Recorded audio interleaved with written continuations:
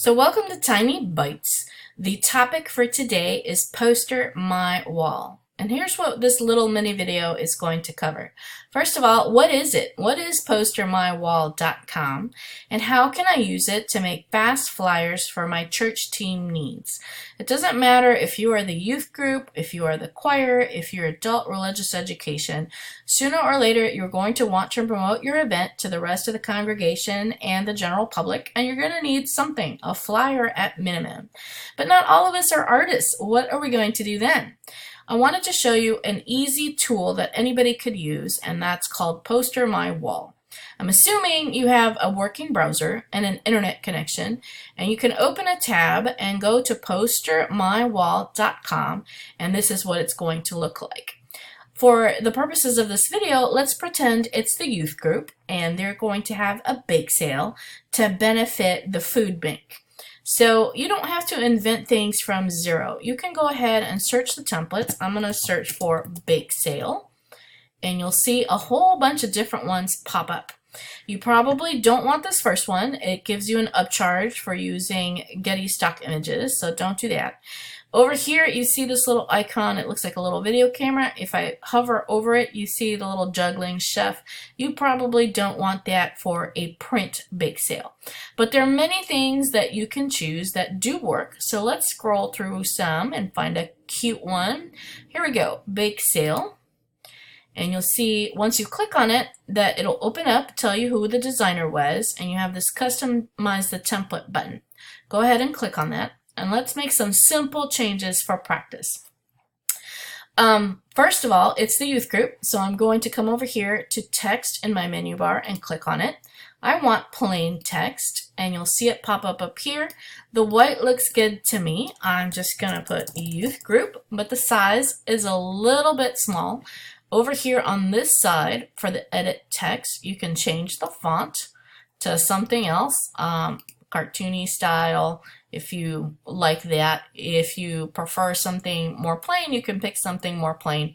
But I'm going to go ahead and keep it. It's for kids. Here you can either slide the slider and it'll make it really big. We don't want that. Or you could just type it into the box to see how big of a text you would like. That works for me. So I'm going to position it about center. So I've added youth group to the top of my flyer. Bake sale's okay, but it's a little low. I'm going to bring it up. Bringing it up the sale part also. You see how I did that? You just click and slide it around wherever it is you want it to be. Let's pretend it's a Valentine's Day one so we can practice changing the date. Click on the area that you want to change and just go ahead and type it. And you'll see 14th of February. Over here at the location, it's not in a quad. It's going to be by donation in Gore Hall, which is the church's fellowship hall. These toggles help make things bigger or smaller. What I like to do sometimes is to just put these on the edges and come over here. We have to have it selected and go to alignment, and then you can left justify. If you click on that, did you see how that moved?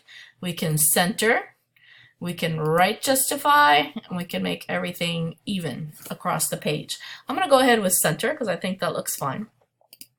Well, 14th of February, I'm going to scoot it up a little bit. And then this particular font is up here, Abahaya.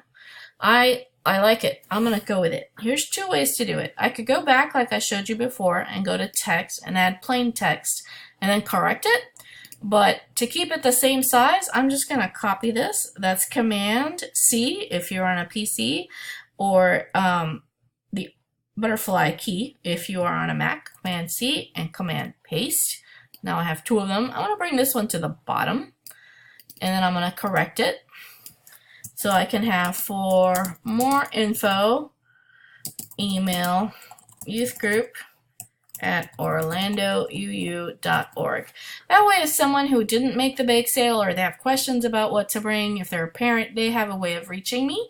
And there you go. A super simple flyer that looks pretty cute, and it didn't take hardly 5 minutes to make. Once you've got your design how you like it, you have two choices.